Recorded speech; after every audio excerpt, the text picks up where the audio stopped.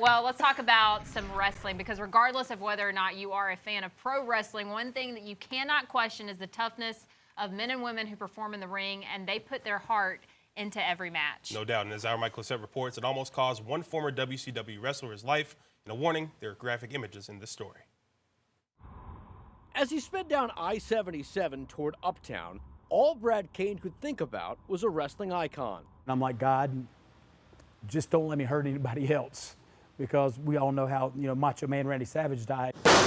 The 52-year-old pro wrestler, better known as Lodi, didn't know what was wrong, nor did he realize just how close he was to sharing a similar fate of his former colleague.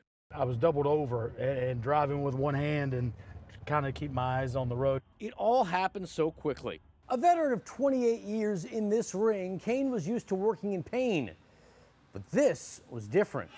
And after a match last month in Mooresville, even his opponent could sense something was up. I asked him what was wrong, and he said nothing was wrong at the time. He could have asked for help, should have asked for help.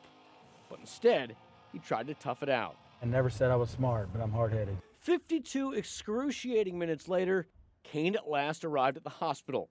After undergoing test after test, doctors finally figured out what was wrong. They put up the 3 major arteries. The first 2 were blocked at 100%, and the last one, which is called the Widowmaker, if that one gets blocked, you're more than likely going to die. It was blocked at 90%. Just like the late Macho Man Randy Savage, Cain too had suffered a heart attack, and now he needed to go under the knife. It was serious, and it was scary. However, it was not terminal. Even after doctors discovered problems with 2 additional arteries, Cain survived a 5-hour quintuple bypass surgery.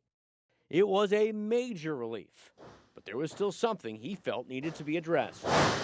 Without my questioning her, my nurse looked at me and said, "You know you're going to wrestle again, right?" I was like, "Yes." Just as he's done so many times in his matches, Cain kicked out at 2. I know God was with me through all this. I'm going to rehab and work on getting me better.